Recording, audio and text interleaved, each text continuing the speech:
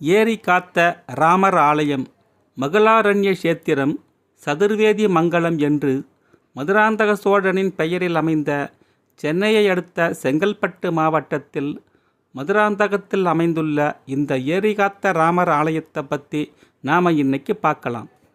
பல சிறப்புகள் அடங்கியுள்ள இவ்வாலயத்தின் பதிவை இறுதி வரைக்கும் ஸ்கிப் பண்ணாமல் கேளுங்க. சீதையை மீட்க ராமர் மேற்கொண்ட முயற்சியின் போது இலங்காபுரியை நோக்கி பயணப்பட்டு கொண்டிருந்த அந்த சமயத்தில் மகிழ மரங்கள் அடர்ந்து காணப்படும் இந்த வனப்பகுதியில் தவம் இயற்றிக் கொண்டிருந்த விபண்டக முனிவர் என்பவரின் வேண்டுகோளுக்கு இணங்கி அவருடைய தவச்சாலையில் சிறிது காலம் தங்கியிருந்து மீண்டும் சீதா பிராட்டியை மீட்கும் முயற்சியில் தன்னோட பயணத்தை மேற்கொள்கிறாரு. அதன் பிறகு சீதா பிராட்டியை மீட்ட பின்பு விபண்டக முனிவருக்கு நன்றிக்கடனாக ஸ்ரீராம பெருமான் சீதா பிராட்டியோடு தம்பதி சமேதராக ஒன்றாக நின்று தரிசனம் கொடுக்கிறாரு. மற்ற எல்லா விஷ்ணு தலங்கள்லேயும் நீங்கள் பார்த்தீங்கன்னா ஸ்ரீராம பெருமானும் சீதா பிராட்டியும் கொஞ்சம் தள்ளி நின்ன மாதிரி காட்சி கொடுப்பாங்க. ஆனால் இந்த ஆலயத்தில் பார்த்தீங்கன்னா ராமபெருமான் சீதா பிராட்டியின் கையை பிடித்த வண்ணம் மனைவியின் மீது தனக்கு உள்ள அன்பை வெளிப்படுத்தும் விதமாக அமைந்து காணப்படும் இந்த அரிய காட்சியை நீங்கள் எந்த ஆலயத்திலேயுமே பார்க்க முடியாது.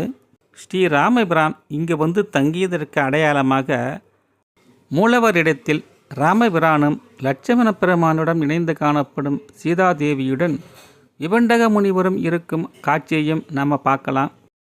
இந்த ஆலயத்திற்கு ஏரி காத்த ராமர் ஆலயம் அப்படின்னு பெயர் வர என்ன காரணம்னா, இந்த ஆலயத்தின் பின்புறம் உள்ள ஏரியிலிருந்து தான் தொடங்குது.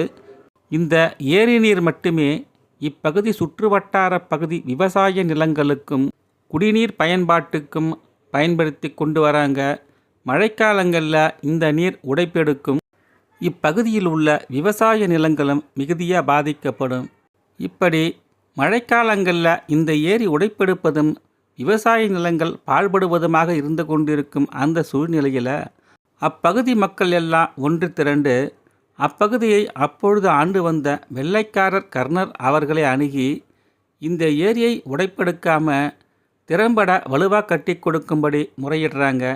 இதனை கேட்ட கர்ணலோ அந்த ஏரியை சுற்றி பார்க்குறாரு. அதோடு மட்டும் இல்லாமல் அருகில் இருந்த ராமர் ஆலயத்தையும் தாயார் சன்னதியையும் பார்க்குறாரு.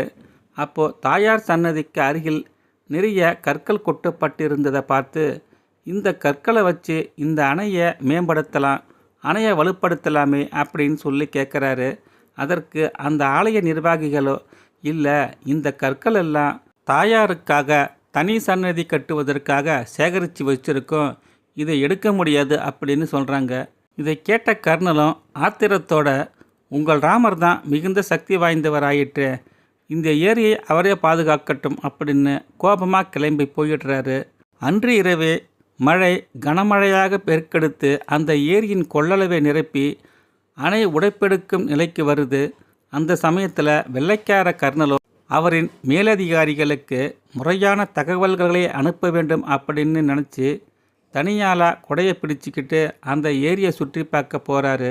அப்பொழுது அந்த ஏரியை உடைப்பெடுக்காமல் அணையை சுற்றி 2 பேர் கல்லையும் மண்ணையும் வச்சு அடைச்சிக்கிட்டு இருக்க அந்த காட்சியை பார்க்குறாரு. இருந்தாலும் இருட்டு நேரத்தில் அவர்களுடைய முகம் இவருக்கு சரியாக புலப்படலை. அந்த சமயத்தில் அடித்த மின்னல் ஒளியில் மிக பொலிவான 2 வீரர்கள் வில்லம்போடு தோன்றிய காட்சியை பார்த்து வியந்து நிற்கிறாரு. இவங்களா இந்த அணையை பாதுகாக்கிறாங்க அப்படின்னு நினச்சி புறப்பட்டு போனவர் காலையில் அந்த ஆலய நிர்வாகிகளிடம் தான் கண்ட காட்சியை சொல்கிறாரு. ஆனால் அவங்க 2 பேரும் எப்படி இருந்தாங்க அப்படின்னு விவரிக்க சொல்கிறாங்க. அந்த கர்ணலும் அழகிய மிகவும் பொலிவான முகத்துடன் கூடிய வில் அம்பு ஏந்திய 2 இளைஞர்களை பார்த்தேன் அப்படின்னு சொல்கிறாரு. இதனை கேட்டு அந்த ஆலயத்தில் சேவை செய்து கொண்டிருக்கும் பூஜாரிக்கோ மிகுந்த மகிழ்ச்சி. ஏன்னா வந்தது ஸ்ரீராம பெருமானும் லட்சுமண பெருமாளும் அப்படின்றத அவர் உணர்ந்து, காலங்காலமாக நான் இந்த ஸ்ரீராம பெருமானுக்கு சேவை செய்து கொண்டிருக்கும் எனக்கோ அவர் தரிசனம் கிடைக்கல, கோபமாக புறப்பட்டு போன உங்களுக்கு அவருடைய தரிசனம் கிடைத்திருக்கு, அவருடைய கருணையை பார்த்தீங்களா அப்படின்னு சொல்கிறாரு.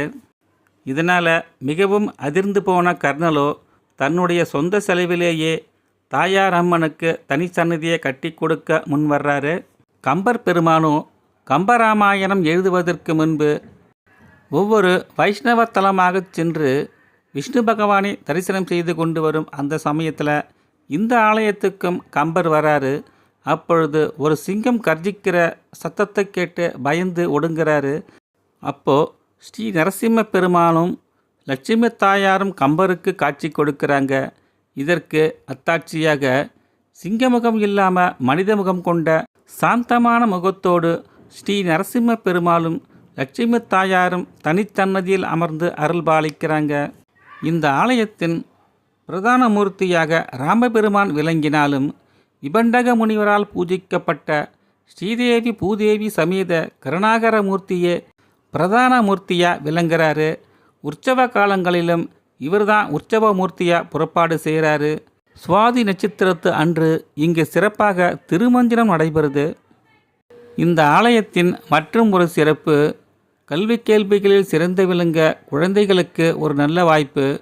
அதாவது ஸ்ரீரங்கத்தில் சேவை செய்து கொண்டிருந்த ஆழவந்தாரின் சீடர் பெரிய நம்பி ஸ்ரீ ராமானுஜருக்கு தீட்சை கொடுக்க அங்கிருந்து புறப்பட்டு காஞ்சிபுரத்துக்கு வராரு.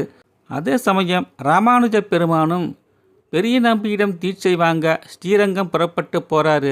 இவ்விரண்டு பேருக்குமே இந்த தலத்தில் ஒருத்தர் சந்திக்கக்கூடிய நல்ல வாய்ப்பு ஏற்படுது.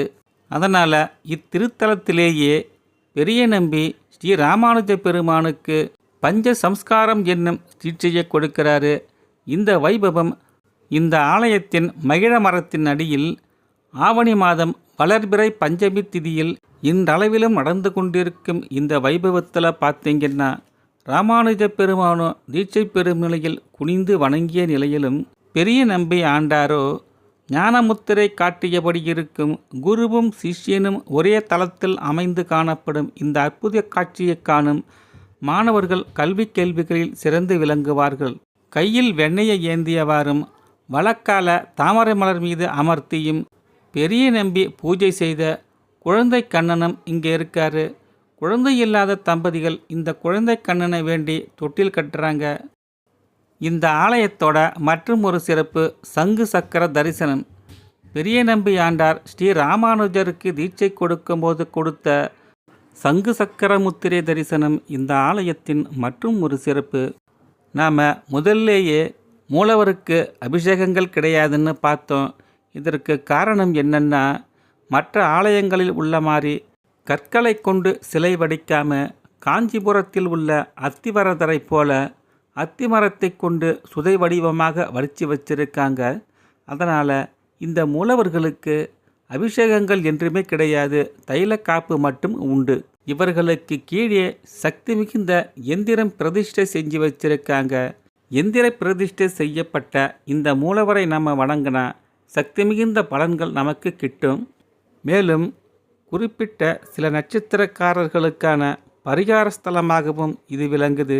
குறிப்பாக ஆயில்யம், கேட்டை, ரேவதி, புனர்பூசம், விசாகம், பூரட்டாதி, பரணி, பூரம், பூராடம் போன்ற நட்சத்திரக்காரர்களின் தோஷங்கள் விலக இந்த ஆலயத்தில் உள்ள பெருமாளை தொடர்ந்து வணங்கி வருவதன் மூலம் மெல்ல மெல்ல விலகும். அதுபோல் நீங்கள் வேறு எந்த ஆலயத்திலுமே பார்த்திராதபடி இந்த ஆலயத்தில் ஸ்ரீராம பெருமானையும் லட்சுமண பெருமானையும் தன் தோளிலே சுமந்த வண்ணம் ஆஞ்சநேயரின் அற்புதமான ஒரு உருவச்சிலை இருக்குது. ராகுகேது தோஷம் நீங்க இந்த ஆலயத்தில் உள்ள காளிங்க நர்த்தன கிருஷ்ண பெருமாளை வணங்கி வரும் பொழுது அவர்களுடைய ராகுகேது தோஷமும் விலகுது. இவ்வளவு சிறப்புகளை உள்ளடக்கியுள்ள இந்த ஆலயத்தில் எழுந்தருளியிருக்கும் ஸ்ரீ ராமபிரானை நாமும் வணங்கி இந்த ஏரி உடையாமல் இருக்க காக்க வண்ணம் ராமபிரானும் லட்சுமண பெருமானும் காத்ததை இந்த ஏரியில் ஏறி நின்று பார்த்த கர்ணலின் சிறப்பையும் நாம் அங்கே போய் பார்க்கலாம்.